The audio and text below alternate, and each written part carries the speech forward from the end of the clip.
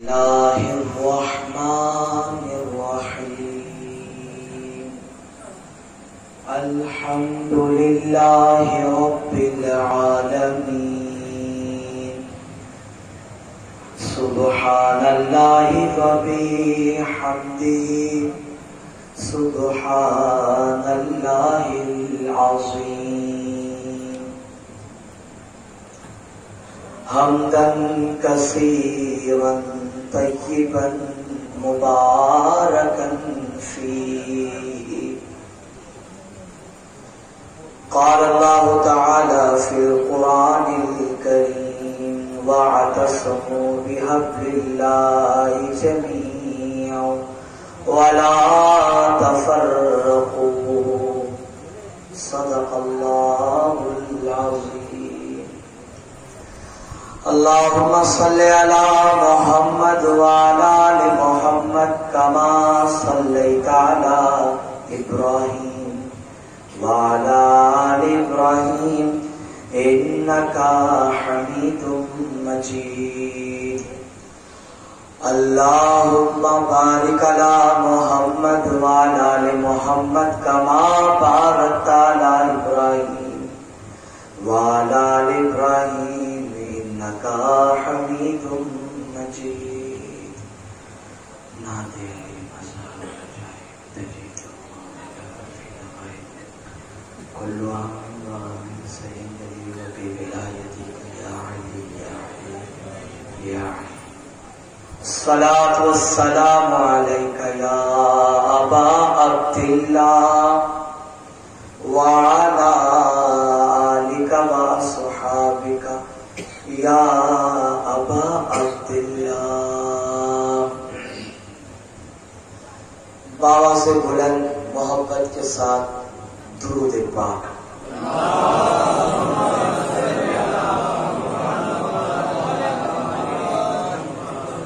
ایک مرتبہ اور محبت اور عقیدت سے بابا سے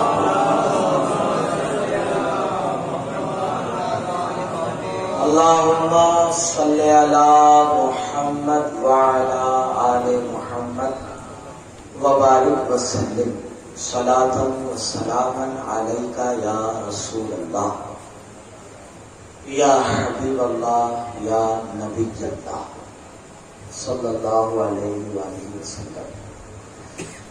دینی بھائیوں، بزرگوں اور دوستوں، اللہ پاک کی توفیق اور اس کے فضل و کرم سے اس منبر حسینی کے ذریعے مسلسل روزانہ جب سے اس محفل کی ابتدا ہوئی ہے اس سال کی، آپ تک باتیں پہنچائی جا رہی ہیں. میں یہ امید کرتا ہوں، مجھے اس بات پر یقین بھی ہے انشاءاللہ کہ جو باتیں اس منبر کے ذریعے سے آپ تک پہنچائی گئی ہے ان باتوں کو آپ یاد رکھیں گے اور وہ باتیں آپ اپنے دوستوں و احباب تک بھی پہنچانے کی کوشش کریں گے. آپ حضرات جانتے ہیں ہزاروں روپے خرچ کر کے محفل کا جو انتظام کیا جاتا ہے اس کا مقصد ایک یہ بھی ہے کہ ہمارے بچے عمل کی طرف آئیں. سمجھے؟ زندگی میں اگر عمل نہ ہو اور تبدیلی نہ آئے تو پھر ہمیں اس بات کا افسوس ہوتا ہے. جو بانیان محفل ہوتے ہیں انہیں اس بات کا افسوس ہوتا ہے کہ یار تبدیلی نہیں آئی، یعنی کچھ نہ کچھ کمیاں ہمارے اندر رہ گئی. یا تو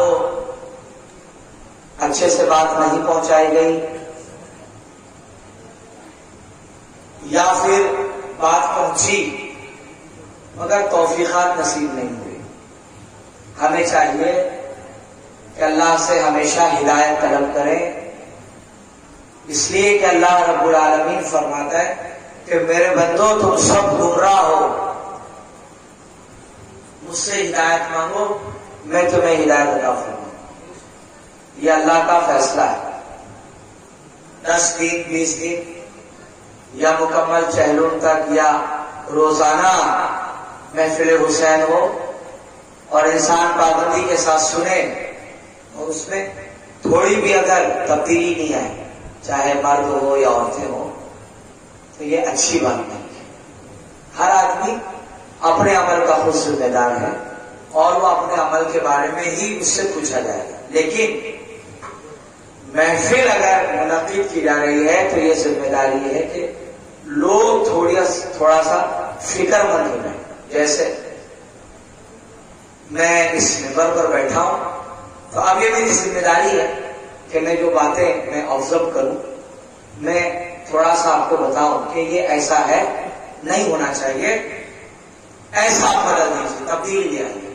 اللہ نے چاہا تو آئندہ سال مجھے امید ہے کہ تھوڑی بہت تبدیلیاں اللہ پاک دھیرے دھیرے انسانوں کے اندر یعنی ہمارے معاشرے میں عطا فرمائے. دیکھیے، عباس کا علم اٹھانا اور گھنٹوں گھنٹوں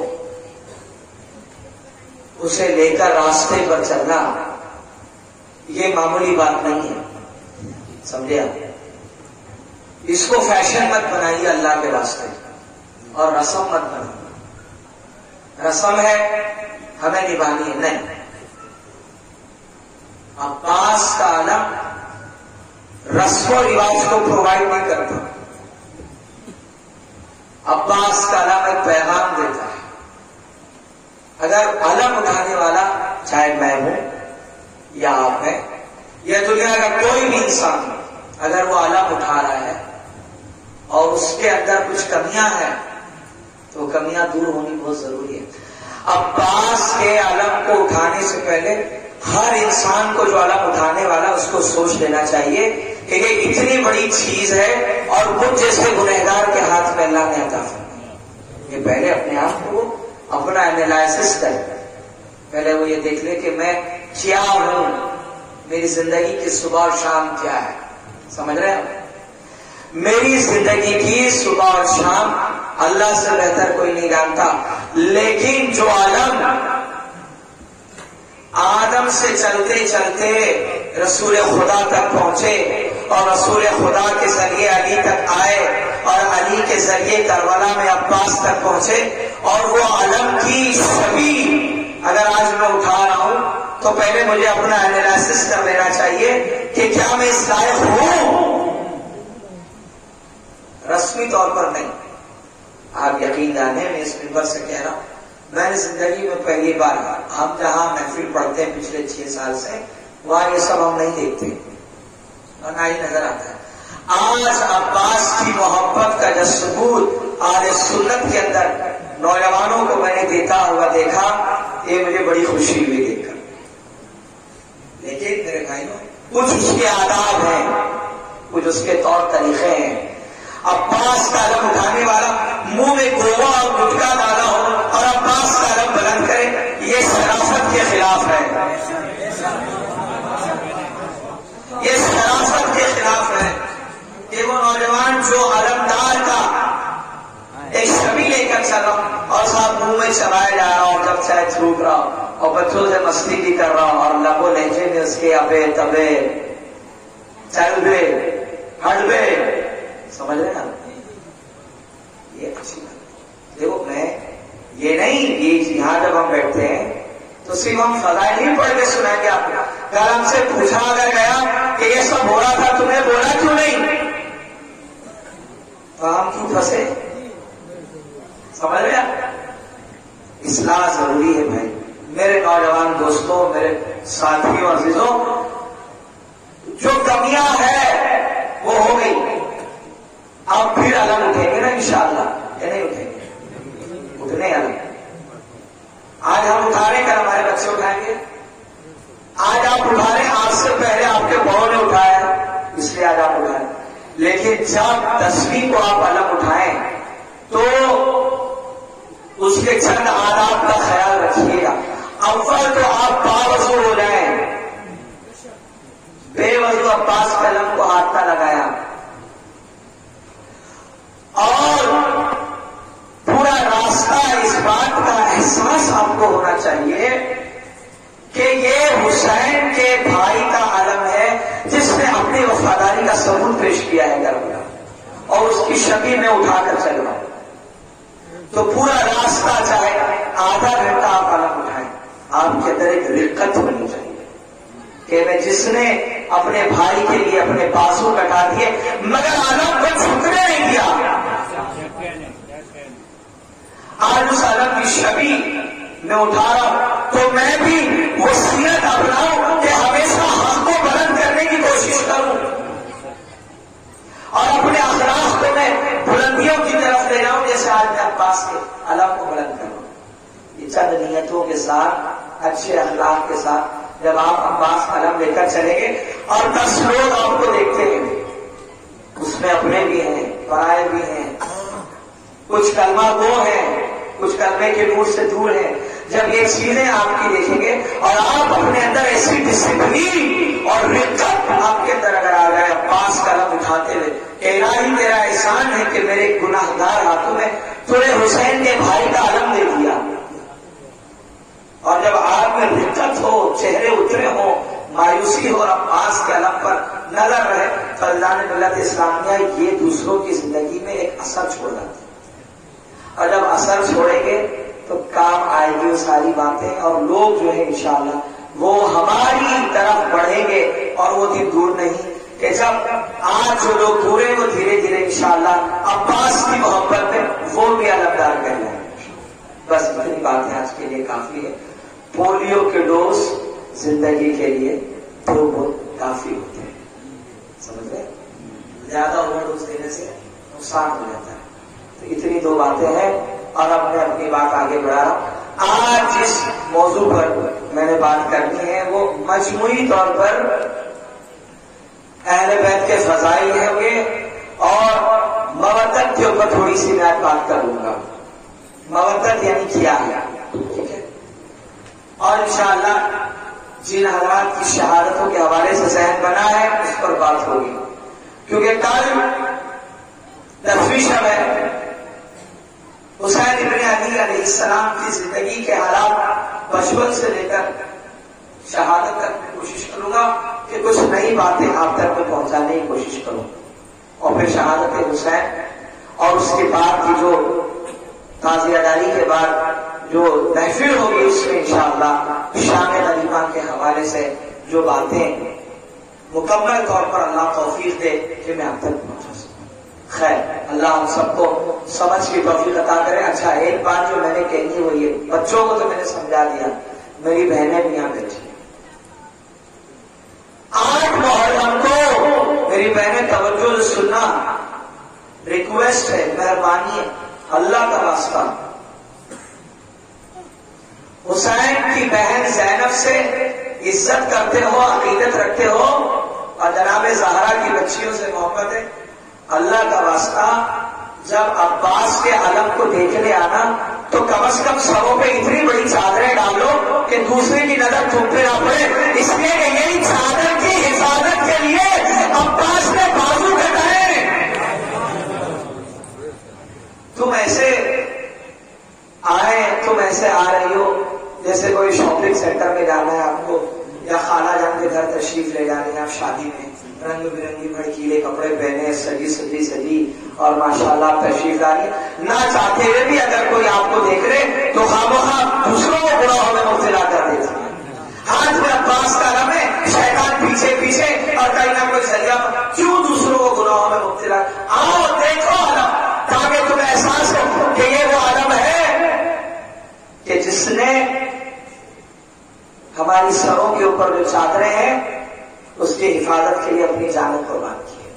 لیکن ڈسپلین، اتنی بڑی چادر لے لو کم از کم کہ چہرے ڈھکے، اور خود کے اندر رقت داری کرنا کہ جب یہ علمدار علم آیا، علمدار نہ آیا تو جناب زینب کے وہ جملے یاد رہے کہ جب آپ نے اپنی تمام کنیزوں سے کہا تھا کہ اب تمہاری چادروں کی حفاظت کی ذمہ داری میں نہیں لے سکتی، اور آپ بنا چادروں کے آپ اس طرح ہیں.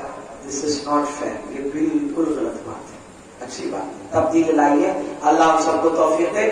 بلند صلوات. اللہ صل علی محمد وعلی آل محمد وبارک وسلم۔ دینی بھائیوں، بزرگوں اور دوستوں، دیکھیے انسان جب دنیا سے جانے والا ہوتا ہے نا، میں تھوڑا دھیرے دھیرے بات کروں گا، حالانکہ اللہ تھوڑی سی ہلکی پھلکی یہاں تکلیف ہے، اگر بڑی آواز کرتا ہوں تو ایسا کرنٹ کے جیسے کھٹکے لگتے ہیں، بڑی بات نہیں۔ حسین کا ممبر ہے، حسین کی باتیں اللہ ہمت اور طاقت دے گا انشاءاللہ۔ بہرحال انسان اس لیے میں نے بات کر دی، انسان جب دنیا سے جاتا ہے نا تو اسے اس بات کا احساس ہوتا ہے کہ میرے بعد میرے گھر والوں کا کیا ہوگا، ٹھیک ہے؟ وہ اسی فکر میں ہوتا ہے کہ یار میرے اب جانے کی باری آ گئی ہے، میرے بعد میرے گھر والوں کا سہارا کون بنے گا؟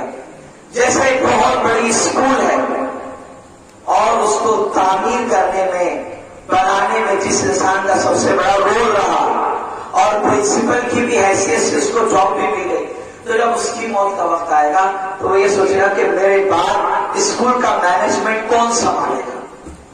فکر ہے، یہ قدرتی بات یہ ہوتی ہے، ٹھیک اسی طریقے یہ انسان کی حالت ہے۔ لیکن ہر زمانے میں، ہر دور میں جب نبی آتے رہے، رسول آتے رہے اور اپنا کام کر کے جب وہ جانے لگے، جتنی اللہ نے ہدایت اور توفیق دی انہوں نے مشن جاری رکھا، اور اس مشن کی برکت سے جو لوگ قبول کرتے رہے سچائی کو، اس کے بعد جب ان کے دنیا سے جانے کا وقت قریب آیا تو انہیں اس بات کی بالکل فکر نہیں ہوتی تھی کہ بھائی ہمارے بعد ہماری امت کا کیا ہوگا۔ میں یہاں ایک نقطہ دے رہا ہوں، اس کو سمجھیے، ہمارے بعد امت کا کیا ہوگا؟ کیوں انہیں فکر نہیں تھی؟ فکر اس لیے نہیں تھی کیونکہ جب ایک نبی جانے والا ہوتا ہے نا تو اسے پتا ہے کہ میرے پیچھے دوسرا آ رہا ہے، میرے پیچھے ایک دوسرا آ رہا ہے۔ اگر کہیں گڑبڑی ہو گئی، عمل میں کوتاہی ہو گئی، کہیں پھٹک گئی میری قوم، تو گھبرانے کی ضرورت نہیں ہے، میرے بعد جو نبی آئیں گے وہ اس کو کور کر لیں گے۔ اس لیے وہ بالکل بے فکر ہوتے تھے، تو بھائی ہم تو جا رہے ہیں لیکن ہمارے پاس جس کو اللہ رسول یا نبی بنا کر دنیا میں بھیجے گا، اگر تھوڑی بہت گڑبڑی ہو گئی، گندگی اگر پھیل گئی ہے ہمارے پاس، تو یہ پیچھے سے جو آئیں گے وہ اس کو کور کریں گے اور سارا مسئلہ ٹھیک ٹھاک ہو جائے گا۔ اس کے لیے ہر نبی، ہر رسول جب بھی دنیا چھوڑ کر گئے تو ان کو ان کی امت کی کوئی فکر اتنی زیادہ نہیں تھی۔ لیکن جب رسول خدا صلی اللہ علیہ وآلہ وسلم اس دنیا سے تشریف لے جا رہے ہیں تو آپ کو آپ کی امت کی فکر ہے، یا سمجھیے گا بات، آپ کو آپ کی امت کی فکر ہے۔ کیوں؟ کیونکہ اب آپ جا رہے ہیں تو آپ کے پیچھے کوئی نبی نہیں آئے گا، تو جب کوئی نبی نہیں آئے گا، کوئی رسول نہیں آئے گا، تو جاتے جاتے رسول خدا کو ایسا بہترین انتظام کرنا چاہیے کہ صدیاں بیت جائے، امت گمراہ نہ ہو پائے، اتنا بہترین انتظام کر کے جانا ہوگا رسول کو۔ اس سے پہلے رسول نہیں جا سکتے، ورنہ رسول چلے گئے اور اگر امت بھٹک گئی تو کہیں ایسا نہ ہو کہ پھر کوئی نئے نبی ہونے کا دعوے دار بن کے میدان میں آ جائے، جبکہ نبوت ختم۔ اگر کسی نے سوچ بھی لیا کہ فلاں بندہ نبی ہو سکتا ہے، علماء کہتے ہیں سوچنے کی وجہ سے کافر ہو گیا، ماننے کی بات تو بہت دور ہے۔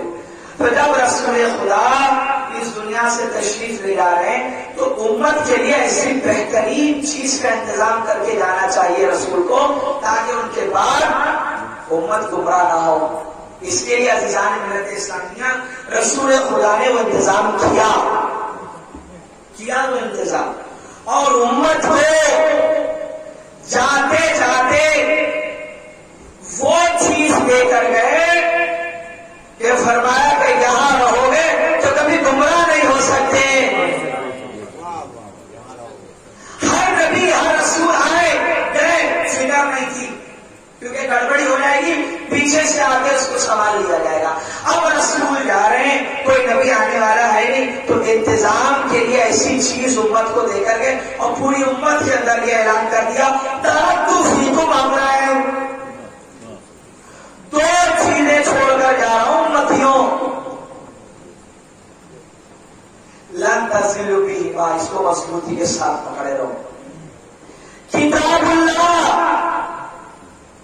و عترتی، اللہ کی کتاب اور میری آل۔ تو دیکھیں رسول جاتے جاتے امت کے لیے یہ ایک بہترین انتظام کر کے چلے گئے اور پوری امت کو یہ سمجھا دیا میں جان رہا ہوں میرے بعد اب کوئی نبی نہیں آئے گا، تو امت کو قیامت تک رہنا ہے، یعنی صدیوں تک رہنا ہے، تو صدیوں میں بلال آتا جائے گا، گمراہی کے چانسز ہیں لیکن گمراہ نہیں ہو سکتے اگر جو قرآن اور میری اولاد کے ساتھ رہو۔ دو چیزیں دے کر گئے۔ اچھا، اس کا مطلب یہ ہے کہ گمراہی اسی وقت آئے گی جب انسان قرآن سے بھٹک جائے یا اہل بیت سے بھٹک جائے۔ اب اگر کوئی یہ کہے کہ صاحب ہم صرف قرآن کی بات کریں گے، اہل بیت نہیں چاہیے، تب بھی بھٹکے گا۔ اب اگر کوئی کہ صرف اہل بیت چاہیے قرآن نہیں چاہیے، تب بھی بھٹک جائے گا۔ یہ دونوں لازم اور ملزوم، جیسے چاند ہے تو اس کی چاندنی ضروری ہے، سورج ہے تو اس کی شعاعیں اور روشنی ضروری ہے، تو قرآن ہے اس کا معنی یہ ہے کہ اہل بیت ہے۔ یہ دو وزندار چیزیں، حدیث صحیح مشہور ہے، بچوں کو یہ یاد ہے، اس کا معنی اور مفہوم، دو چیز امت کی ہدایت کے لیے رسول لے کر چلے گئے۔ اب یہ امت کی ذمہ داری ہے کہ امت اس کا خیال رکھے۔ اگر وہ گمراہ ہونا چاہتی ہے تو ان دونوں راستوں سے ہٹ جائے، اور ہدایت پر رہنا چاہتی ہے اور ہدایت کے طلبگار ہے تو یہ قرآن اور اہل بیت کے ساتھ ساتھ رہے۔ یہاں رہو گے نجات پاؤ گے، کامیابی ملے گی دنیا میں بھی اور انشاءاللہ آخرت کے اندر کامیابی پکی ہے۔ بھٹک جاؤ گے یہاں بھی گمراہ ہو جاؤ گے اور آخرت کے دردناک عذاب کے لیے انسان تیار ہے۔ اب یہاں میں ایک چیز آپ کو بتا رہا ہوں بھائیوں، توجہ سے سنیے گا۔ یہ جو حدیث میں نے سنائی نا آپ کو، یہ میں نے آپ کو سنائی، برابر ہے؟ کل جب آپ اپنے گھر جائیں اور محفل میں بیٹھیں تو آپ یہ کہیں گے کہ صاحب کل رات محفل میں حدیث صحیح جناب مولانا عابد صاحب نے ہمیں سنائی، بول رہے تھے، سننے والے ہم تھے، تو بات تو صحیح نا۔ اب مجھے یہ بتائیے، جب یہ حدیث سب سے پہلے رسول نے بیان کی، اے لوگوں میں تمہارے درمیان دو چیزیں چھوڑے جا رہا ہوں، تو رسول جو بول رہے ہیں کس کو مخاطب کر رہے ہیں؟ توجہ ہے آپ کی؟ یہ جو رسول کہہ رہے ہیں کہ اے لوگوں میں تمہارے درمیان دو چیزیں چھوڑ کر جا رہا ہوں، اور یہ دو چیزیں ان کے قریب رہو، کبھی گمراہ نہیں ہو سکتے۔ یہ رسول سب سے پہلے صحابہ کو کہہ رہے ہیں۔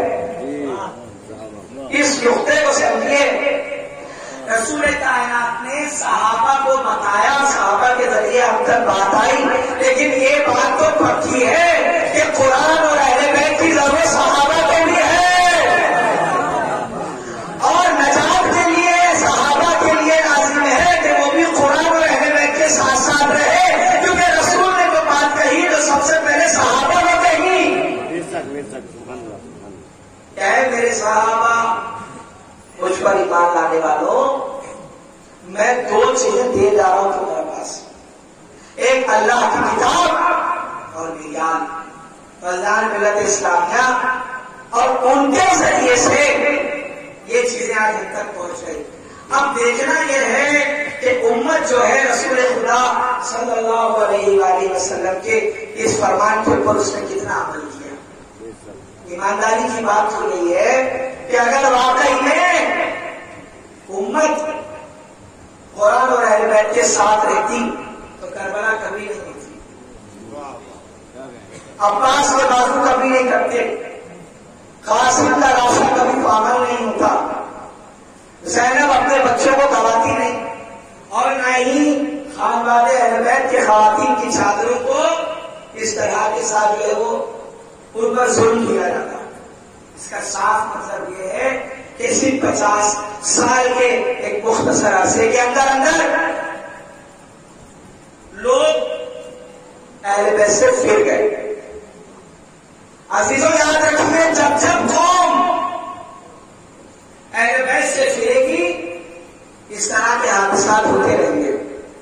آج پوری دنیا مل کر تھوڑی سنگینا شروع کرنا، آج پوری دنیا مل کر بڑے بڑے کانفرنس کر رہی ہے اور وہ یہ سوچ رہی ہے کہ لوگوں کو ایک پلیٹ فارم پہ جمع کر دو کہ چلے آؤ سب، لیکن لوگ جمع ہونے کے لیے تیار نہیں ہیں. ہر آدمی اپنے مسلک اور اپنے فرقوں کے اندر بٹا ہوا ہے. لیکن عزیز دوستوں، جمع اس وقت ہوں گے جب سب کا جو پوائنٹ آف ویو ہے، ایجنڈا، وہ قرآن ہو اور اہل بیت. اس ایجنڈے پہ بلائیے اور پھر دیکھیے پوری امت جمع ہو جائے گی. لیکن قرآن اور اہل بیت کے علاوہ تیسرا اگر کوئی اس میں شامل ہو جائے تو مشکل ہے، کیونکہ جب تیسرا آئے گا تو ایک قبول کرے گا، ایک کہے گا صاحب ہم نہیں مانتے،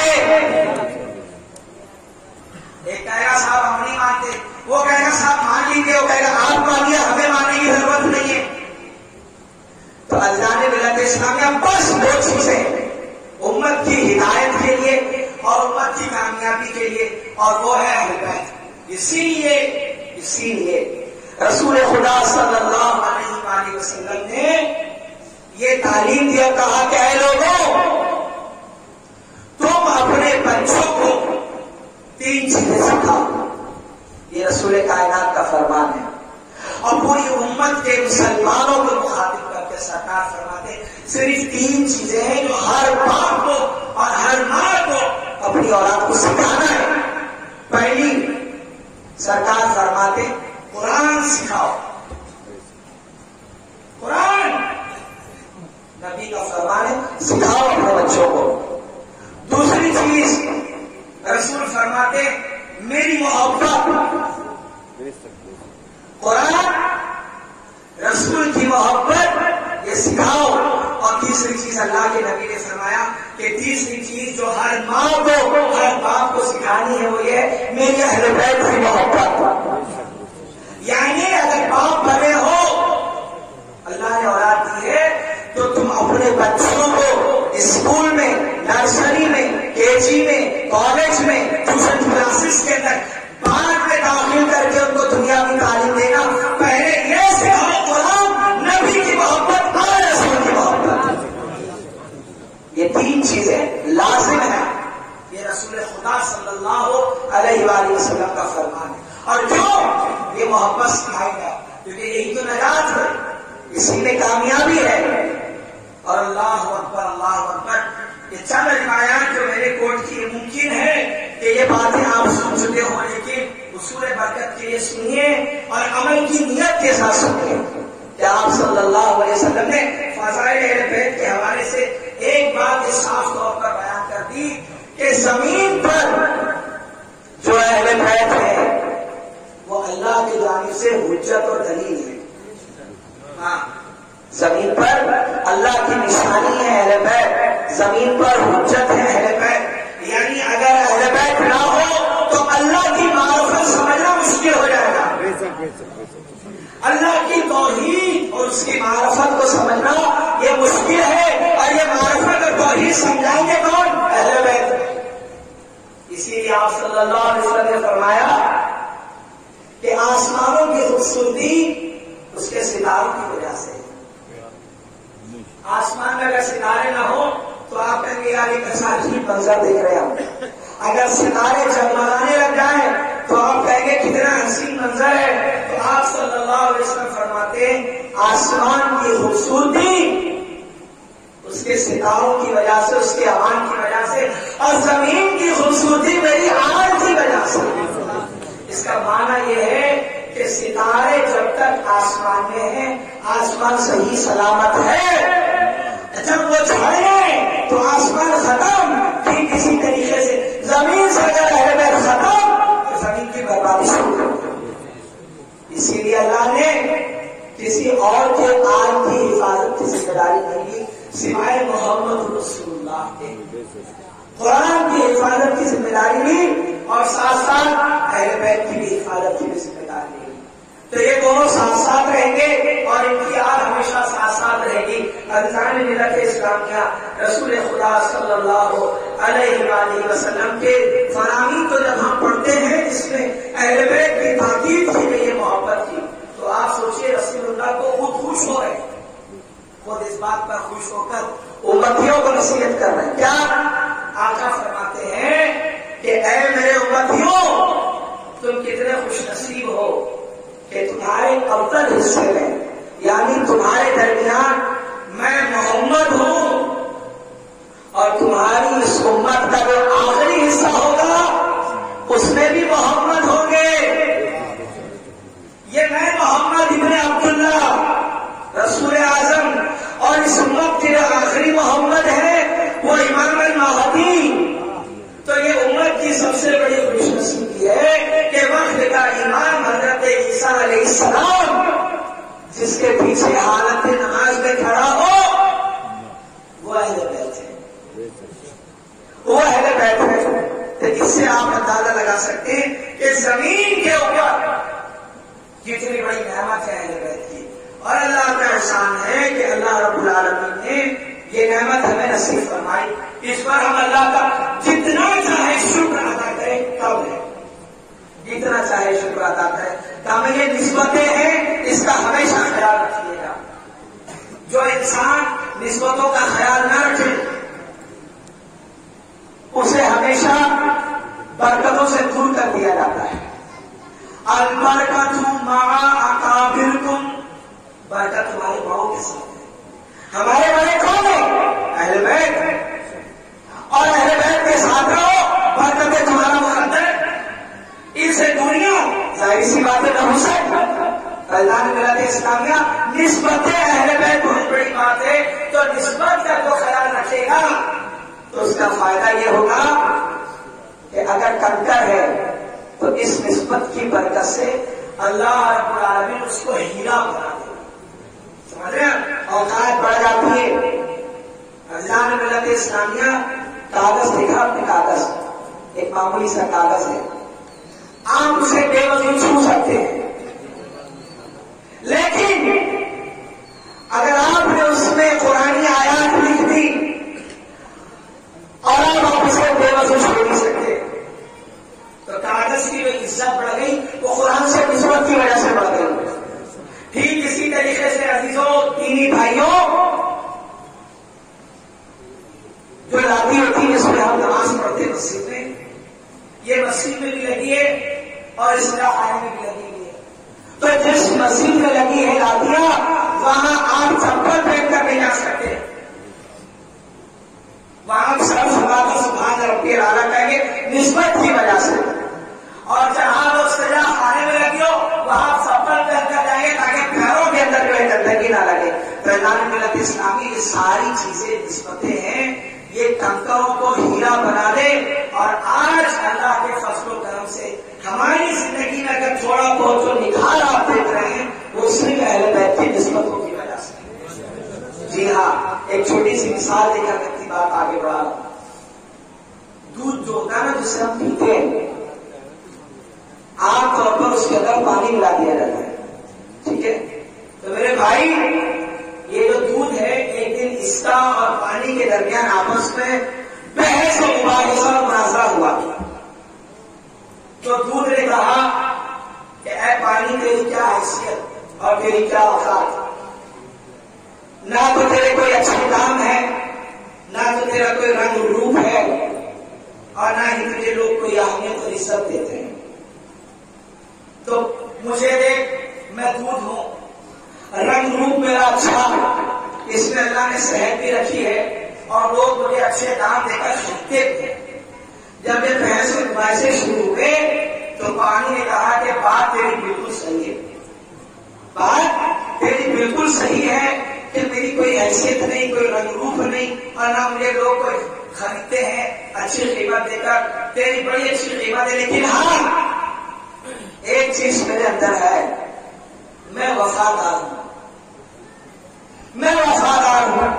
اگر تیری میری دوستی ہو گئی اور تیری میری نسبت بن جائے، اس سے میرا تعلق جڑ جائے، نسبت بن جائے، فیضان ملت اسلامیہ اس نے کہا کہ پھر جب وقت آئے گا تب پتہ چل جائے گا کہ میں تیری محبت میں اپنی جان کر دے سکتا ہوں. طالبہ پھر اس نے دوستی کرنی پانی کے ساتھ. اور جب ہم خرید کر لائے دودھ اور جلدی ہوئی آگ کے اوپر جب اس کو چائے بنانے کے لیے ہم نے رکھا تو چونکہ دودھ کے اندر پانی تھا تو پانی نے کہا کہ نسبت جب جڑ گئی میری اور تیری تو وعدہ تھا کہ جان دیتے رہوں گا. تو آگ کی تپش پہلے پانی کو جلاتی ہے، وہ پھر بھاپ بن کر ہو جاتا ہے. ملت اسلامیہ دودھ کی حفاظت کے لیے پانی پہلے اپنی جان قربان کر دیا. تو جب اس نے دیکھا دودھ نے کہا بات تو بالکل صحیح ہو گئی کہ تیری میری دوستی ہوئی، نسبت کے تعلق قائم ہوئے. تو اب دودھ نے کہا کہ ٹھیک ہے، جب تیرے اندر یہ کمال تو پھر میں تجھ سے یہ کہتا ہوں کہ آج سے تیری میری نسبت کی وجہ سے کل تک تجھے کسی نے پوچھا نہیں، آج میں پوچھتا ہوں کہ جو دام میرے لگیں گے وہی دام تیرے بھی لگیں گے. سمجھ رہے ہیں؟ جو دام تیرے وہی دام میرے. اللہ ملت اسلامیہ ہماری جھولیوں میں کچھ نہیں ہے، نہ ہمارے ہماری سائنس میں کہ ہم جنت میں چلے جائیں، نہ ہی ہمارے پاس ایسا علم ہے کہ ہم صحیح معنوں میں معرفت اہل بیت حاصل کر سکیں.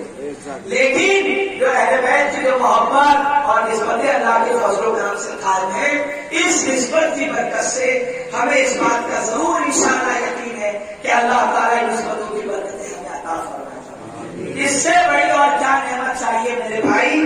ایمان کی حالت میں دنیا سے جاؤ گے تو کامیاب رہو گے. اگر ایمان نہیں ہے تو سب خطا. بڑے بڑے اللہ والے دنیا میں اس بات سے ڈرتے تھے، اس کو سنیے توجہ سے، یہ مجھے بھی فکر کرنا چاہیے، آپ کو بھی فکر کرنا چاہیے. عبد القادر جیلانی غوث اعظم جیسا انسان عید کے دن اپنے گھر میں روئے. لوگوں نے پوچھا کیا ضرورت ہے رونے کی، آج عید کا دن ہے. تو انہوں نے کہا وجہ صرف یہ کہ لوگ عید مبارک کہتے ہیں، مبارکبادی دے رہے. میرے لیے عید کا دن اس وقت ہوگا جس دن میں اپنا ایمان بچا کر جاؤں گا. ایمان کی حفاظت بہت بڑی چیز ہے، کیونکہ موت سے پہلے شیطان آ کر انسان کے ایمان کو برباد کرنے کی کوشش کرتا ہے. اسی لیے حدیث میں ہے کہ ایک انسان ساری عمر مومن رہا لیکن مرنے سے پہلے وہ دنیا سے جاتا ہے تو کافر ہو کر جاتا ہے.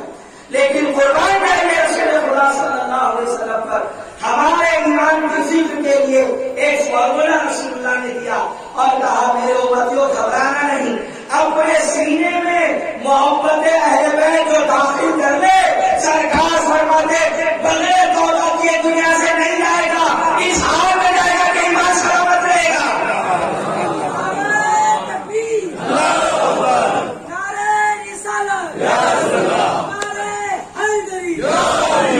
اس حال میں جائے گا دنیا سے کہ ایمان اس کا سلامت رہے گا، کفر پر کبھی موت نہیں ہوگی اس کی. یہی تو اصل چیز ہے.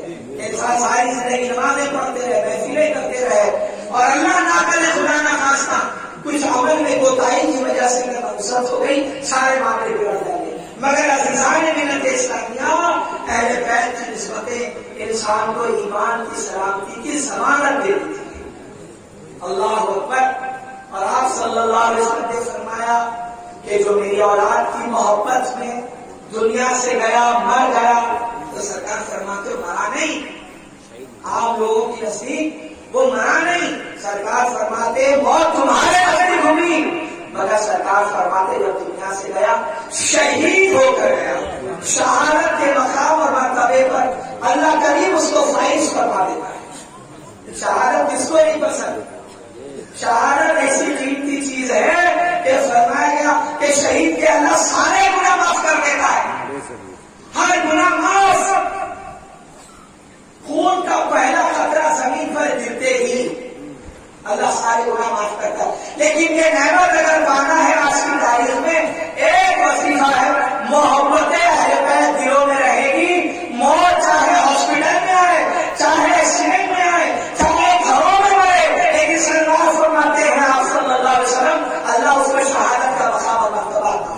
اور ہاں دنیا میں انسان کو مرنے کے بعد قبر میں دفن کر کے آ جاؤ گے، لیکن سرکار نے خوشخبری سنائیے، میرے بچوں کی محبت جس کے سینے میں ہوگی اور وہ لاش جب قبر کے اندر جائے گی، سرکار فرماتے وہ ایسی قیمتی لاش ہے کہ اس میت کی زیارت کے لیے اللہ آسمانوں سے فرشتوں کو زمین پر بھیجتا ہے۔ اللہ آسمانوں سے فرشتوں کو زمین کے نیچے بھیجتا ہے۔ رمضان ملت اسلامیہ بہت بڑی یہ نعمت ہے، اور اس نعمت کی ہم سب کو قدر کرنی چاہیے۔ قرآن کی جو میں نے آیت آپ کے سامنے پڑھی، اب اس کو ذرا سمجھیے۔ اللہ رب العالمین نے فرمایا وَاعْتَصِمُوا بِحَبْلِ اللَّهِ جَمِيعًا وَلَا تَفَرَّقُوا، اے لوگوں، مخاطب کیا جمیعاً، سب کے سب، اس میں سب داخل ہیں، نیک پرہیزگار، انسان اور جنات، کالا اور گورا، امیر اور غریب، نیک اور بد، سارے لوگوں کو اللہ رب العالمین نے مخاطب کر کے یہ کہا وَاعْتَصِمُوا بِحَبْلِ اللَّهِ، اے لوگوں اللہ کی رسی کو مضبوطی کے ساتھ پکڑ لو۔ رسی، یہ حکم دیا جا رہا اللہ کی جانب سے کہ میں نے ایک رسی دی ہے تمہیں، تو اے لوگوں صرف پرہیزگاروں کو خطاب نہیں ہو رہا، دینداروں کو خطاب نہیں ہو رہا کہ آپ آؤ دینداروں اور باقی لوگ بیٹھی رہے ہو دور رہے ہیں۔ اللہ حکم دے رہا کہ اے انسانوں کی جماعت اور اے جناتوں کی جماعت، اے پرہیزگار اور نیک اور بس سب آ جاؤ، اور اللہ کی اس رسی کو مضبوطی کے ساتھ پکڑ لو۔ دیکھیے انسان پیدا ہوا اپنے برے اعمال کے ساتھ کہاں چلا جاتا ہے؟ جہنم کی تہہ کی طرف۔ اب اگر جہنم کی تہہ کی طرف انسان اپنے برے اعمال کی طرف سے جا رہا ہے تو اس کو اس جہنم کی کھائی سے باہر آنے کے لیے ایک سہارے کی ضرورت ہے، ایک سہارے کی ضرورت ہے، اور وہ سہارا ہے اللہ کی رسی۔ اور انسان کی فطرت میں ہے گناہ، انسان کی فطرت میں ہے بدمعاشی، اور گناہ اور بدمعاشی کی نحوست کی وجہ سے اگر انسان جہنم کی گہرائیوں کی طرف جا رہا ہے تو انسان کو اللہ خبردار کر رہا ہے کہ دیکھو میں رسی دے رہا ہوں، اس رسی کو پکڑ لو اور جہنم سے باہر نکل کر آؤ۔ یعنی دنیا میں ہی اللہ نے وہ رسی بتا دی کہ جہنم کی طرف نہیں جانا، مگر اگر برے اعمال کی وجہ سے اگر جہنم کی طرف جا لو تو یہ رسی میں دے رہا ہوں، اس رسی کو پکڑ لو، اور اس رسی کے ذریعے تو اللہ کی وَلَا تَفَرَّقُوا، فرقوں میں مت بڑھو، آپس میں فرقے نہیں بننا۔ اللہ ملت اسلامیہ کی یہ رسی کیا ہے؟ کیا ہے یہ رسی؟ امام جعفر صادق علیہ السلام سے جب پوچھا گیا کہ اے اللہ کے نبی کے بیٹے، دیکھیے ایک بات یہاں بہت توجہ سے سنیے گا، بات سمجھنا ہے تو قبول کریے گا۔ قرآن نبی کے گھر میں تو قرآن کی آیات کو سب سے زیادہ نبی کے بیٹے سمجھیں گے،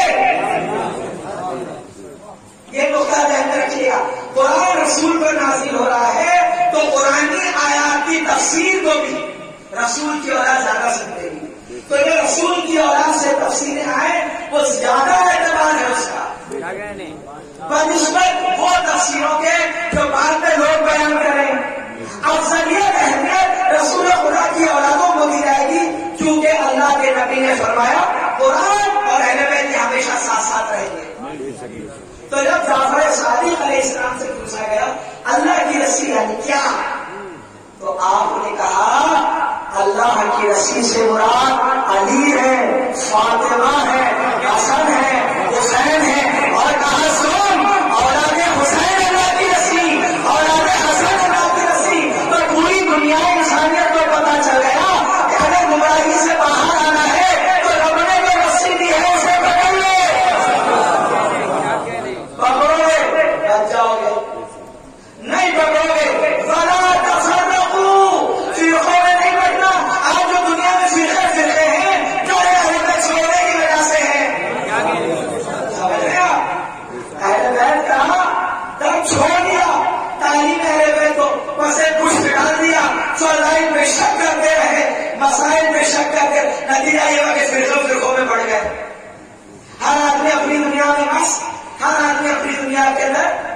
مصروف. اللہ نے ملت اسلامیہ آج امت کی یہ سب سے زیادہ ضرورت ہے کہ وہ فرقوں میں بٹنے کے بجائے ان لوگوں کی طرف آ جائے جو اللہ کے رسول ہیں. امام جعفر صادق علیہ السلام فرماتے ہیں نحن ہم ہی ہیں جو اللہ کے رسول، یعنی کہ نجات 100% پکی ہے اس رسی کو پکڑنے میں، اور وہ سوائے اہل بیت کی کچھ. ایک جگہ اللہ رب العالمین نے فرمایا کہ اے لوگوں اللہ کی اطاعت کرو، یا ایھا الذین آمنوا اطیعوا اللہ واطیعوا الرسول واولی الامر منکم. اے لوگوں اللہ کی اطاعت کرو، رسول کی اطاعت کرو، اور تمہیں جو صاحب امر ہیں، تمہیں جو پوسٹ والے ہیں صاحب امر، ان کی اطاعت کرو. اب یہ صاحب امر کون ہے؟ اللہ کی اطاعت سمجھ میں آئی، رسول کی اطاعت سمجھ میں آئی. یہ صاحب امر کون ہے؟ اولی الامر منکم. کیا کہنے تم میں منکم، تم میں جو صاحب امر ہیں. یزید اس میں شامل نہیں، اس لیے کہ ضروری نہیں ہے کہ ہر صاحب امر جو ہے متقی اور پرہیزگار ہو. ہر صاحب امر متقی اور پرہیزگار ہو یہ ضروری نہیں، کیونکہ بڑے بڑے جو صاحب امر بن کے گھوم رہے تھے جن اس بات کا غرور تھا کہ وہ امیر المومنین ہیں، وہ ہمیں شراب کے حدوں میں نظر آئے، جوانی بنتے دکھے، پتھروں کا ناچ دیکھتے ہوئے دکھے. اللہ نے ملت اسلامیہ پھر یہ منکم، تم میں جو صاحب امر ہے وہ کون ہے؟ دیکھو قرآن نے جو کہا اس پر مومنوں کو ماننا چاہیے. ایک تو اللہ کی اطاعت، یا ایھا الذین آمنوا اطیعوا اللہ، ایمان والو اللہ کا حکم مانو، واطیعوا الرسول اور رسول کا حکم، واولی الامر منکم، تم میں جو صاحب امر ہے ان کی اطاعت کرو. صاحب امر کون ہے؟ تفسیر پڑھیے امام باقر علیہ السلام کی. ائمہ اہل بیت یعنی رسول خدا کے بچے قرآن کی آیات کی تفسیر بیان کر رہے ہیں. وہ فرما رہے ہیں کہ صاحب امر جو بات بیان کی گئی ہے وہ اولاد علی ہیں، علی اور ان کے بچے صاحب امر ہیں.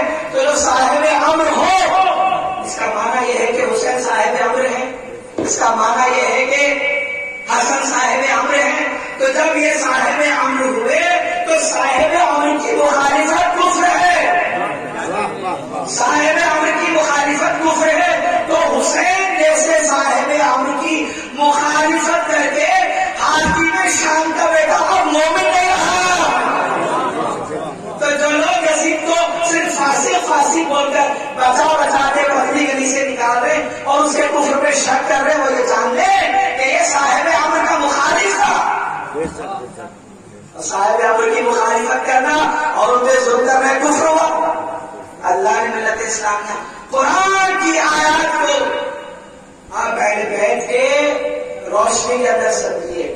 اسی لیے اللہ نے یہ نہیں کہا اپنے نبی کے ذریعے سے کہ لوگوں میں نبی کو بھیج رہا ہوں اور نبی اپنا کام کرے گے دعوت کا، تو اس کے بدلے میں تو تم نبی سے محبت کرو. نہیں، اللہ نے ان کے ذریعے سے کہلوایا اے محبوب آپ لوگوں سے یہ بات کہیے کہ جو کام میں نے کیا ہے رسالت والا، دعوت و تبلیغ کا جو میں نے کام کیا ہے، اس کے بدلے میں مجھے کچھ نہیں چاہیے. کیا ہو؟ مجھے صرف مودت دے دو. کیا دے دو؟ مودت. یہ مودت یعنی کیا؟ دیکھو ایک ہوتی ہے محبت، ایک ہے مودت، فرق ہے بہت بڑا. اللہ چاہے تو وہاں لفظ مودت کے بدلے محبت کی بات ہو سکتی تھی، مگر محبت کے بڑے وسیع معنی ہیں اور گہرے معنی ہیں. ایک جملے میں اگر میں یہ سمجھاؤں کہ مودت کا مطلب ہوتا ہے کہ اپنی جان سے زیادہ، اپنی جان کی ویلیو نہیں، اپنی جان سے زیادہ جس سے محبت کی جا رہی ہے اس کے اوپر اپنی جان نچھاور کرنا، یہ مودت. جیسے ایک مثال میرے ایک دینی بھائی نے مجھے بتائی کہ مچھلی پانی میں ہے تو پانی کو محبت ہے مچھلی سے، مچھلی کو محبت ہے پانی سے، اور یہ محبتیں بڑھتے بڑھتے مودت تک چلے گئی. اب مچھلی باہر نکالیے، یہ تڑپ تڑپ کے وہیں مر جائے گی، اس لیے کہ جسے محبت کر رہا تھا وہ پانی کے اندر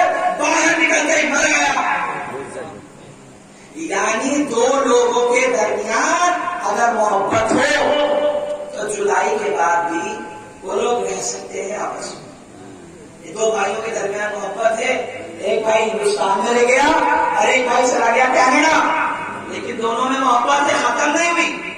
کمال یہ ہے کہ یہ محبت اگر مودت تک چلے جائے تو وہ بھائی اپنے بھائی کے اوپر اپنی جان قربان کر دے جیسے عباس نے حسین پر کر دی.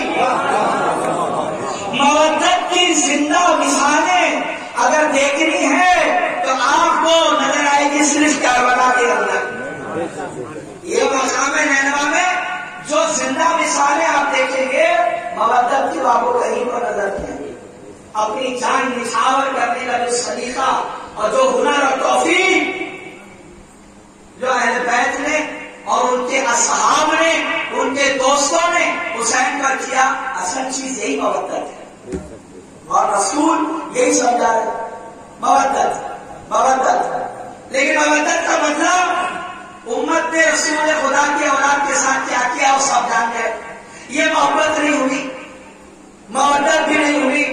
مودت تو یہ تھی کہ جانے ہم قربان کر دیں. اللہ اکبر. جب حسین ابن علی علیہ السلام نے سفر شروع کیا فیضان ملت اسلامیہ، آپ جانتے ہیں کہ دھیرے دھیرے لوگ شامل ہوئے. آپ بتائیے اس بات کو ذرا سنیے توجہ سے. 90 سال کا اگر کوئی بوڑھا ہے تو اس کو اپنی جان پیاری ہے. حبیب ابن مظاہر کی عمر ہے 90 سال. زندگی کے آخری لمحے جیرے، بیوی بھی موجود ہے، اولاد بھی ہے. علی کے ساتھ کئی جنگ لڑ چکے، رسول خدا کی صحبت میں بھی رہ چکے ہیں.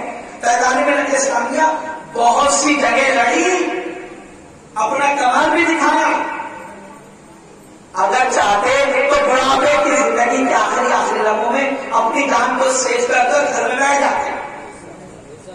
لیکن جب رسول خدا کے بیٹے نے آواز دی حبیب کہاں چلے ہو، دنیا نے دیکھا کھانا کھاتے ہوئے حبیب اپنا برتن چھوڑے اور گھوڑے پہ سوار ہوتے مقام نینوا میں.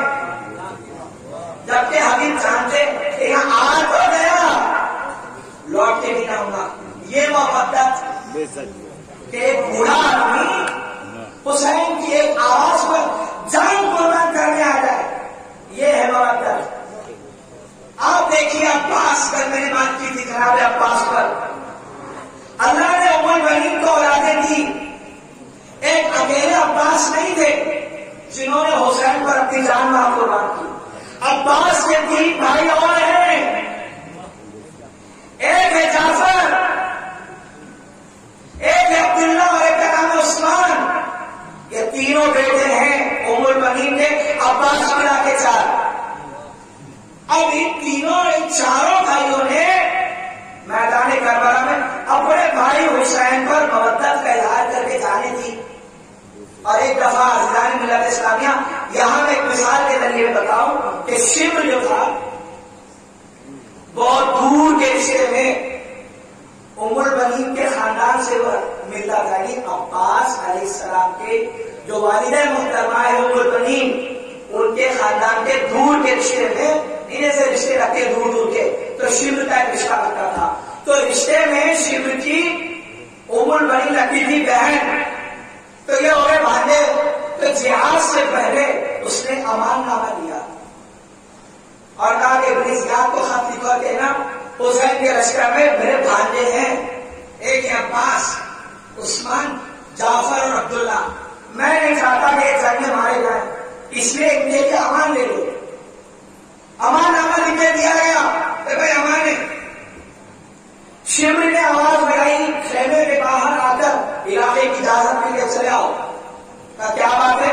کہ امان نامہ لے کر آئے. کس کے لیے امان ہے؟ کہ عباس کے لیے، عثمان کے لیے، جعفر اور عبداللہ کے لیے. جب امان نامے کی بات آئی تو اس کا صاف اور سیدھا مطلب یہ ہے کہ جنگ کے اندر حملہ نہیں ہوگا، مارے نہیں جائیں گے، یعنی چھوٹ. لیکن قربان جائیے مودت کے اوپر، قربان جائیے مودت کے اوپر کہ سامنے سے کلین چیٹ مل رہی ہے، بچ گئے ہو، جان معاف، نہیں مارا جائے گا. لیکن جب حضرت حسین ابن علیہ السلام نے معلوم کیا کہ کون آیا، پتا چلا شمر آیا ہے، امان نامہ لے کر آیا ہے، تو حضرت حسین نے عباس نے کہا کہ جواب دو پلٹ کر. جانتے ہیں عباس نے کیا کہا؟ عباس نے کہا تھا شیر کیا لائے ہو؟ کیا تمہارا امان نامہ حسین کا ساتھ چھوڑو, تینوں بھائی مل کر ہمارے ساتھ آ جاؤ یا اپنے علاقے میں چلے جاؤ, معافی ہے. اتنا سننا تھا کہ عباس کی مدد جوش اٹھائی اور عباس نے تبتی ادا تیرے ہاتھ ٹوٹ جائیں, اگر میں رسول خدا کے بیٹے کو چھوڑ کے چلے جاؤں. حضران ملت اسلامیہ گویا عباس نے شمر کے منہ کے اوپر تماچا مار کے کہہ دیا ارے نادان ہم میدان میں آئے اسی لیے کہ مودت کا ہے دنیا کو بتا دیں کہ امان نامے آ رہے سامنے سے, امان نامے سامنے سے دیے جا رہے ہیں کہ چھوٹ ہے آپ کو, مگر اس کے باوجود بھی موت کو گلے سے لگا رہے صرف حسین کی محبت میں اور مودت کے لیے. ایسی مودت جو ایک بھائی دوسرے بھائی کے اوپر دکھائے, یہ مثال صرف کربلا میں آپ کو نظر آ رہی ہے. اسی طرح افغان ملت اسلامیہ دیکھیے گا, مسلم ابن عقیل کی شہادت ہوئی تھی کوفہ میں. مسلم کے خاندان کے اور افراد موجود ہیں حسین ابن علی کے ساتھ سفر میں. جب خبر آئی کہ مسلم شہید ہوئے, امام نے رویا اور رونے کے بعد صرف یہ کہا تھا کہ دیکھو جو کچھ معاملہ ہے وہ میرا اور ان کے درمیان ہے. ایک بھائی پہنچ گئے ہو, میں چاہتا ہوں کہ تم کو اپنی طرف سے امان دوں, تم اپنے گھر جا سکتے. کل کے دن یہ نہیں ہوگا. اگر تم یہ سوچ رہے ہو کہ کل کے دن حسین ناراض نہیں, میں اجازت دیتا ہوں مسلم کے پریوار کو پوری طریقے سے چھوٹ دے دی رسول خدا کے بیٹے میں, چلے جاؤ. لیکن قربان چاہیے رسول خدا کی وہ اولادیں حضرت حسین ابن علی کا ساتھ دینے کے لیے جو موجود تھی, تو مسلم ابن عقیل کے خاندان کے دوسرے لوگوں نے کہا کہ نہیں, بھلے مسلم شہید ہوئے لیکن حق تو یہ ہے کہ ہماری جانیں آپ کی وجہ سے, اگر ہم جانیں آپ پر قربان نہ کرے تو یہ محبت تھوڑی ہوئی. اگر قربان نہ کرے یہ محبت نہیں, ہمیں چاہیے مودت, کیونکہ قرآن کو مودت کے مفہوم میں سب سے زیادہ اگر کوئی سمجھتے ہیں تو اہل مودت کا ڈیفینیشن اہل بیت سے بہتر کوئی نہ ڈال سکے. تو جناب مسلم کی جو دوسرے افراد تھے خاندان کے, انہوں نے بھی کربلا کرتے قربان کری. تاجدار ملت اسلامیہ 90 سال کا بوڑھا ہو یا مسلم کا خاندان یا ایک نیا دولہا, دنیا جس کو وہاب کے نام سے جانتی ہے, یہ وہاب بھی آپ کو کربلا میں نظر آ رہے ہیں. لیکن نئی نئی شادی ہوئی ہے اور دلہن آئی ہوئی ہے اور تاجدار ملت اسلامیہ اپنی دلہن کے ساتھ موجود ہے, ماں بھی ہے دلہن بھی ہے. اور جب بات جہاد کی ہو رہی ہے تو نئے نئے دلہے کو میرے بھائی زندگی بڑی عزیز ہوتی ہے, بڑی عزیز ہوتی ہے. مگر جناب وہاب نے وہاں بھی اپنی مودت کا اظہار کیا اور ساتھ ہوتے جان مشکل. اللہ اکبر. باپ بیٹے کی مودت, بھائی بھائی کی مودت, ایک دوست کی دوسرے دوست کے ساتھ محبت کی مودت کی زندہ مثالیں آپ کو صرف کربلا کے اندر نظر آئیں گی. افغان ملت اسلامیہ اب ایک آخری بات میں آپ سے کہہ رہا ہوں, باپ کی محبت میں اپنی جان کو نچھاور کرنا جو مثال شہزادے علی اکبر نے دی ہے, ایسی مثال آپ کو تاریخ میں کر دی ہے. اللہ نے ملت اسلامیہ علی اکبر حسین ابن علی کی آنکھوں کے نور, سوچیے 18 سال کے ہیں اور کربلا میں اپنے والد محترم کے ساتھ ہیں. یہ علی اکبر کون ہے؟ دیکھیے روایات کے اندر ملتا ہے کہ اللہ نے علی اکبر کو ایسی خوبصورتی سے نوازا جو خوبصورتی رسول خدا کی. ہم شبیہ پیغمبر کا لقب ہے علی اکبر کا, یعنی جو رسول خدا سے ہو بہو ملتے جلتے ہم شبیہ رسول خدا. علی اکبر کی زندگی کا حال یہ تھا کہ جب بھی شہزادے اپنے گھر سے باہر نکلتے تھے تو روایتوں کے الفاظ کہ لوگ بالا میں کام کاج چھوڑ دیتے تھے اور باہر کھڑے ہو کے دیکھتے تھے, کیونکہ انہیں رسول خدا کی شکل نظر آتی تھی. اور جب کوئی بہت دور سے آتا کہ ہمیں رسول خدا کی زندگی کے بارے میں بتاؤ یہ دکھتے کیسے ہیں؟ تو لوگ کہتے تھے علی اکبر کو دیکھ لو رسول خدا ایسے نظر آتے تھے. سمجھ رہے آپ؟ تو جناب حسن اور حسین شبیہ رسول اور ان کی خوبصورتی کو شباہت کو ملا کر مکمل علی اکبر کو دے دی گئی. ایک بات یاد رکھیے، علی اکبر کی پیدائش کے بعد ان کی حفاظت اور ان کی نگرانی ان کی ماں نے نہیں کی. یہاں ذرا سمجھیے، یہ حفاظت یا ان کی نگرانی ان کی ماں نے نہیں کی. یعنی ام لیلا ماں ہے، لیکن بچپن سے لے کر 18 سال تک انتہائی ناز اور نخرے کے ساتھ جس نے پالا پوسا اور خیال رکھا وہ جناب زینب ہے. پھوپھی خیال رکھیں گے علی اکبر. عزیزان ملت اسلامیہ، کربلا کی روانگی سے پہلے جناب زینب کے بیٹے ہیں عمر محمد اور ساتھ میں علی اکبر بھی ہیں، مگر علی اکبر کا سب سے زیادہ خیال ہے اور عمر محمد کی طرف توجہ ذرا سی کم ہے، کیونکہ ماں بن کر پال رہی ہیں جناب زینب. اور پورے راستے میں ایک دفعہ حسین ابن علی نے خواب دیکھا اور خواب یہ بیان کیا اپنے بیٹے علی اکبر سے. کہا بیٹا میں نے خواب دیکھا ہے. امام فرماتے ہیں بیٹا میں نے خواب دیکھا کہ کہنے والا کہہ رہا ہے کہ یہ لوگ اپنی موت کی طرف بڑھ رہے ہیں، یہ جو قافلہ ہے یہ اپنی موت کی طرف روانہ ہو رہا ہے. تو جناب علی اکبر نے کہا کہ ابا حضور یہ بتائیے کیا ہم لوگ اکبر نہیں ہیں؟ تو حسین نے کہا کہ ہاں بیٹا ہم اکبر ہیں. تب علی اکبر نے کہا شہزادے نے کہ جب ہم اکبر ہیں تو بیٹا کس بات کا؟ جب ہم اکبر ہیں تو ڈر کس بات کا؟ اللہ اکبر. یہ سفر چلتے چلتے میدان کربلا میں پہنچا اور 1 دن 2 دن 3 دن کی زندگیاں نکلتی رہی، یہاں تک کہ صبح 10 تاریخ آ گئی. اور جب 10 تاریخ آ گئی، بعض مورخین نے یہ لکھا ہے کہ جہاد میں سب سے پہلے جو شہید ہوئے خاندان بنو ہاشم میں 18 نوجوان جو شہید ہوئے، ان میں جو سب سے پہلے جس کی شہادت ہوئی ہے وہ علی اکبر کی ہے. یہ بعض مورخین نے تحقیق کے ساتھ لکھا، لیکن ان کی شہادت کیا ہے بس آپ کیوں سمجھ لیں. علی اکبر زندگی 18 سال کی ماں کے ساتھ موجود ہے کربلا میں، اور پھوپھی زینب بھی ہیں، باپ بھی ہے اور بھائی بھی ہے.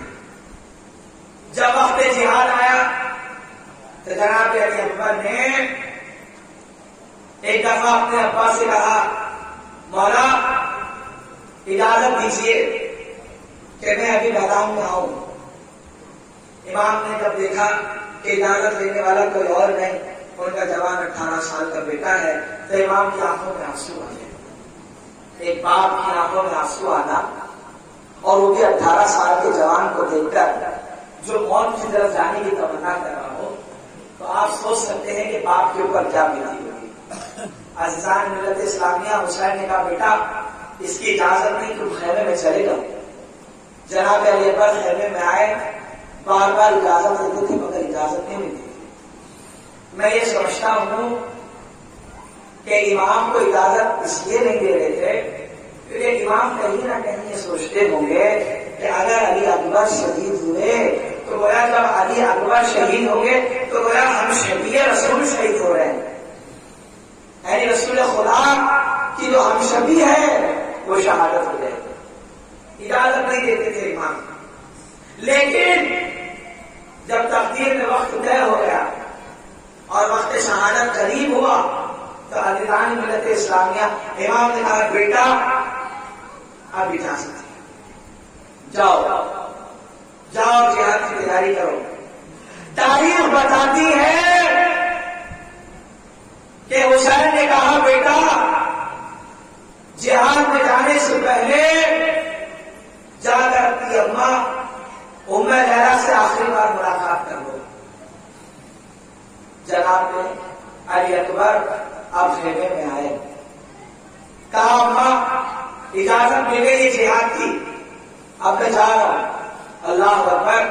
ام لیلا کی ماں کی محبت کو سلام، کلیجے پہ پتھر رکھ کر اپنے جوان بیٹے کو اجازت دی. لیکن اجازت ملتے ہی روایتوں کے الفاظ ہیں کہ اس سے پہلے علی اکبر خیمے سے باہر نکلتے تمام شہزادیوں نے اور تمام گھر کی خواتین نے علی اکبر کو گھیر لیا. علی اکبر کو گھیر لیا. علی اکبر درمیان میں، شہزادیاں علی اکبر کو گھیری ہوئی ہیں. ایک طرف جناب رباب، ایک طرف ام لیلا اور ایک طرف جناب زینب جو ماں بن کر ساری زندگی پالتی رہی. گھر کی خواتین سکینہ یہ سب علی اکبر کو گھیرا بنا لیے. امید ہے میں یہ سمجھتا ہوں کہ شہزادیاں سمجھ گئی کہ اب اگر علی اکبر چلے گئے تو یہ لوٹیں گے نہیں، تو آخری بار علی اکبر کو جی بھر کے دیکھ لو. اس لیے کہ جب بھی رسول اللہ کو دیکھنے کی چاہتا تھا تو شہزادیاں علی اکبر کو دیکھ لیتی تھی، علی اکبر کو دیکھتی تھی. عزیزان ملت اسلامیہ تو انہیں رسول خدا یاد آ جاتے تھے. اللہ اکبر جب جی بھر کے علی اکبر کو دیکھ لیا گیا تو اب اجازت مانگی پھوپھی زینب سے، کہا اماں اجازت دیجیے اب میں جا رہا ہوں. علی اکبر نکلے باہر. روایتوں کے الفاظ ہیں، تاریخ یہ بتاتی ہے کہ جب علی اکبر خیمے سے باہر نکلے تو مورخ لکھا ایسا لگا جیسے کسی جوان کی میت باہر نکلی. حضرات ملت اسلامیہ بڑا عجیب سا نقشہ علی اکبر کی روانگی کے وقت میں مورخ لکھتا ہے. ایک جوان ہڑیل کٹر جوان حسین کا بیٹا جب باہر نکلا تو مورخ نے کہا ایسا لگا جیسے کسی بڑے جوان کا لاشا خیمے سے باہر نکل رہا ہے. حضرات ملت اسلامیہ اپنے بابا کے پاس پہنچے. حسین نے دیکھا، ماتھا چوما، سر پر علی کی دستار باندھی، ہاتھ میں تلوار دی، اپنے گھوڑے پر بٹھائے. اور گھوڑے پر بٹھانے کے بعد حسین نے کہا بیٹا میں تمہیں آدھے راستے تک چھوڑنے آؤں گا. اللہ اللہ. حسین اپنے بیٹے کو آدھے راستے تک چھوڑنے نکلے. تاریخ بتاتی ہے کہ جیسے جیسے گھوڑے کی رفتار بڑھی اور علی اکبر گھوڑے پہ سوار ہیں، بوڑھا باپ 56 سال کی عمر میں حسین گھوڑے کے رکاب کو پکڑے ہوئے اور گھوڑے کی جیسی جیسی رفتار بڑھتی چلے گئی بختر کی طرف، حسین کی بھی رفتار بڑھتی چلے گئی بختر کی طرف. اور ایک وقت آیا کہ علی اکبر کو روانہ کر دیا اور حسین دوبارہ خیمے کی طرف چلے آئے. اب حسین خیمے کی طرف آ گیا. علی اکبر میدان میں. اللہ اکبر. یہ حسین کی کمائی. 18 سال کا جوان علی اکبر میدان میں. جہاد کی شروعات. حملے کرنے والے آگے بڑھے. حسین کے بیٹے نے بڑی بہادری کے ساتھ مقابلہ کیا. لڑتے رہے مارتے رہے، لڑتے رہے مارتے رہے. حسین سارا منظر دیکھ رہے کھڑے ہو کر. حسین یہاں سے منظر دیکھ رہے کہ علی اکبر مارتے جا رہے، گراتے جا رہے، مارتے جا رہے، گراتے جا رہے. اور یہ بہادری دے کر حسین کے چہرے پہ مسکراہٹ آ رہی ہے. یہاں حسین مسکرا رہے، خیمے میں زینب کھڑے مسکرا رہی ہے. جناب زینب حسین کے چہرے کو دیکھتی ہے. جب حسین مسکراتے تو زینب کہتی ہے اللہ تیرا شکر، اللہ تیرا شکر ہے. اور ایک دفعہ ایسا ہوا عزیزان ملت اسلامیہ کہ اچانک گھوڑے سے علی اکبر زمین پر آئے. حسین کے چہرے کا رنگ بدلا. شہزادی زینب نے کہا بھیا خیریت سے تو ہے؟ ارے میرا علی اکبر سلامت تو ہے.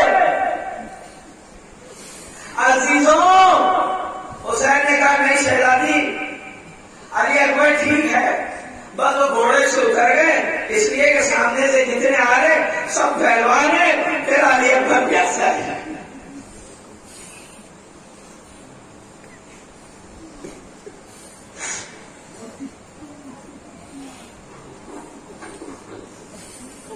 زینب کچھ نہیں ہوا، علی اکبر ٹھیک ہے، بس یہ ہے کہ گھوڑے سے اتر گئے اس لیے کہ پیاس محسوس ہو رہے.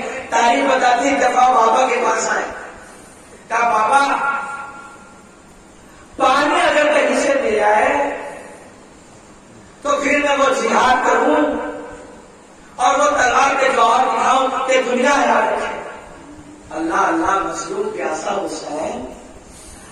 ہائے میرا غریب حسین جو خود پیاسا ہو اپنے بیٹے کی پیاس کے لیے ایک دفعہ حسین تڑپے کا بیٹا علی اکبر سینے سے لگتا اپنی زبان علی اکبر کے زبان میں داخل کی کا بیٹا جتنا چاہے چوس لے. علی اکبر نے اپنے بابا کی زبان اپنے منہ میں لی. یقین جانو میرا یقین یہ کہتا ہے یہ زبان چوسی ہے حسین رسول کی. ممکن ہے صاحب کوثر میں کچھ کوثر تھا جو حسین نے بچا کر رکھا تھا اور آج حسین نے وہ کوثر اٹھا کر جناب علی اکبر کو عطا کر دیا. علی اکبر اب لوٹے عزیزوں یہ آخری بار لوٹے دوبارہ میدان کی طرف, لیکن اب نہ لوٹے دوبارہ بابا کی طرف. تاریخ بتاتی ہے یہ حسین کا کڑیل جوان اب بڑی بہادری کے ساتھ لڑنے لگا.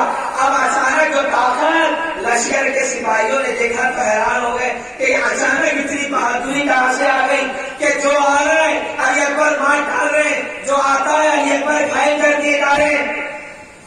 اللہ ملت اسلام جب علی اکبر گھائل کر رہے سب کو تو لوگوں نے کہا کہ دیکھو یہ حسین کا بیٹا ہے, نام ہے علی اکبر, یہ ایسے اکیلا کے نہیں مارا جائے گا, جس کو پکڑنا ہے تو ایک ساتھ حملے کرو. ارے جب یہ اعلان ہوا کہ ایک ساتھ حملے ہو, تاریخ بتاتی ہے کہ بھالے لے کر لوگ آگے بڑھے, کوئی تیر لے کر آگے بڑھا. اچانک ایک نے نیزہ مارا, اللہ اللہ وہ نیزہ سیدھا علی اکبر برچھی کے ساتھ زمین پر جیسے زمین پر گرے آواز دی بابا حسین دوڑا چلا گیا. عزیزان ملت اسلامیہ تاریخ بتاتی ہے حسین صرف 2 مرتبہ کربلا کے میدان میں دوڑتے ہوئے گئے. ایک دفعہ عباس کے لیے اور ایک دفعہ علی اکبر کے لیے. اب کی بار جب علی اکبر کے پاس پہنچے روایت بتاتی ہے کہ برچھی لگی ہے علی اکبر کو.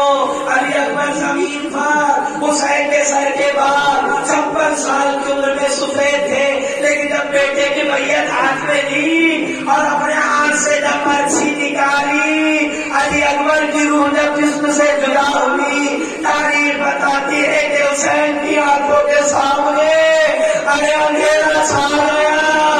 ارے حسین کو کچھ نظر نہ آنے لگا. روایت بتاتی ہے 56 سال کی عمر میں حسین کے داڑھی اور سر کے سارے بال سفید ہو گئے. ارے بیٹے کے غم میں بیٹے کے نقشے کو دیکھ کر حسین کو یہ بھی تھی حسین صدمہ برداشت نہ کر سکے, داڑھی کے بال سفید, ارے حسین کے سر کے بال سفید. جب علی اکبر کے لاشے کو لیتا خیمے میں پہنچے, آواز دی زینب, علی اکبر آ گیا.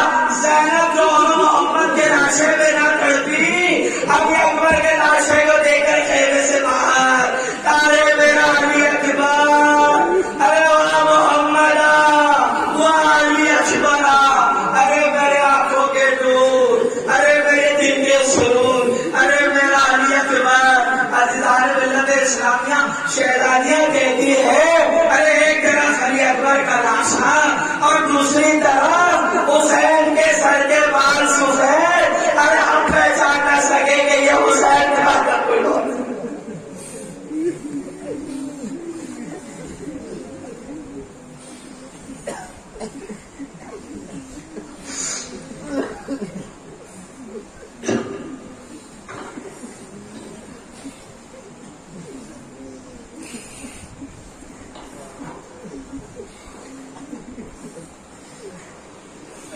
ملت اسلامیہ محسوس کریے کبھی کسی گھر سے بھی جنازے اٹھے ہوں گے 18 سال کے نوجوان کی, ارے وہ ہم اور آپ ہیں جو صدمے برداشت کر لیں. ارے وہ حسین کا بیٹا علی اکبر تھا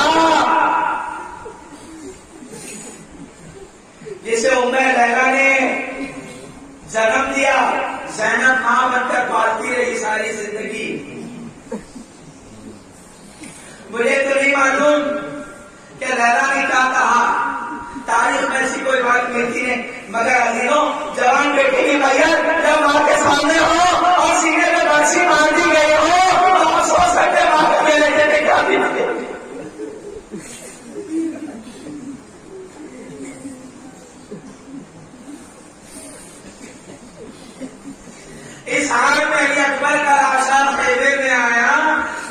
حسین نے برچھی نکالی تو روایت کہتی ہے کہ علی اکبر کے سینے میں ارے جو دل دھڑکتا تھا وہ دل برچھی کے ساتھ باہر.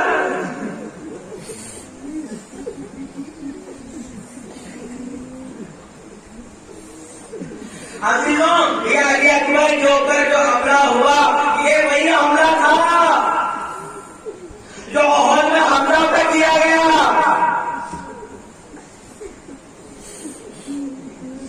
ہائے ام لیلا، ارے جناب رباب،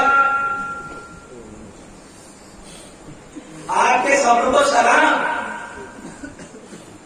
حضرت ملت اسلامیہ ایک جوان بیٹے کی میت دیکھ کر سامنے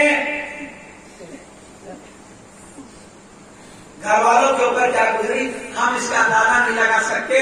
لگائے گا وہی جس نے کبھی جوانوں کے جنازے گھر سے نکال کے قبرستان پہنچائے ہو.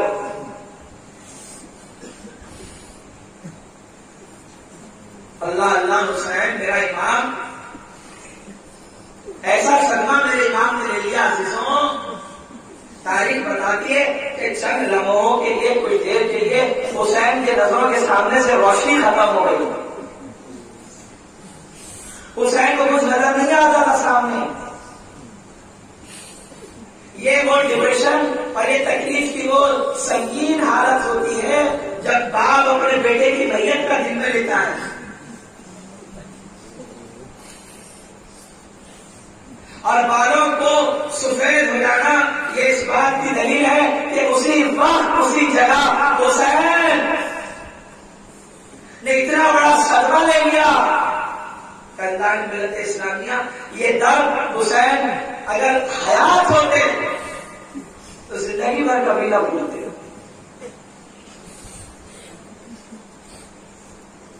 اللہ اللہ، آج کی محفل میں کوئی بات سمجھے ہو یا نہ سمجھے ہو، کوئی بات ذہن میں بیٹھی ہو یا نہ بیٹھی ہو، عزیزوں یہ علی اکبر کے لاشیں پر، ان کی میت پر، ان کے جنازے پر جو چند خطرے آپ نے بہا لیے بس یہ اتنا کافی ہے. یہی اس محفل کی کامیابی ہے کہ ہم آئے اور آپ نے جوان بیٹے علی اکبر کے غم میں اپنی آنکھوں کو بہا دیا. یہ آنسو کبھی ضائع نہیں ہوں گے کیونکہ وعدہ ہے حسین کا، وعدہ ہے حسین کا کہ جو ہماری غربت پر رو دے، ہماری مصروفیت پر رو دے، میں اسے جنت میں لے جاؤں گا. ارے حسین اپنی غربت پہ رونے پر جنت میں لے جائے تو جو حسین کے بیٹے کی غربت پہ رو رہے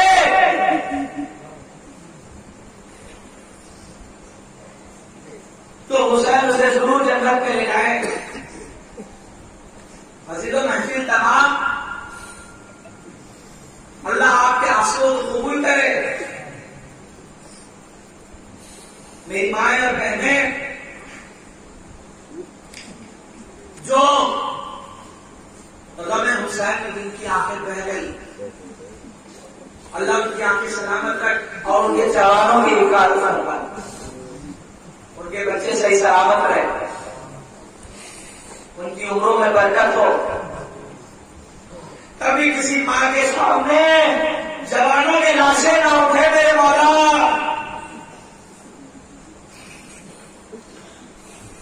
ماں باپ کی آرزو ہوتی ہے کہ ہم جائیں تو بچے ہمیں چھوڑیں، کاندھوں پر بٹھا کے آخری منزل تک چھوڑیں. یہ ہر ماں باپ کی آرزو ہے. الہی کبھی ایسا نہ ہو کہ ماں باپ بڑھاپے کے دیکھ میں موجود ہوں اور جوان چھوڑ کے چلے جائیں. ہمارے جوانوں کی عمروں میں برکت دے دے، صحت و سلامتی عطا فرما دے، ہمارے بڑوں کو عزت عطا فرما اور محفل کو اپنی رحمت سے قبول فرما. الہی اپنی رحمت اور اپنے فضل و کرم سے آج کی شب کی محفل کو جو علم انہوں نے اٹھائے صبح میں اور کبھی کبھی عباس کو یاد کرتے رہے اور آج محفل میں بیٹھ کے اسی عباس کے بھائی کے بیٹے کی مظلومیت کو سنا، اللہ اس مظلومیت کو سننے کا ہمیں اجر عطا فرما، اور اپنی رحمت کے سائے میں ہم سب کی دعاؤں کو قبول فرما دے۔ وآخر دعوانا ان الحمدللہ رب العالمین، والصلاة والسلام علیک یا ابا عبداللہ وعلی آلک واصحابک یا ابا عبداللہ۔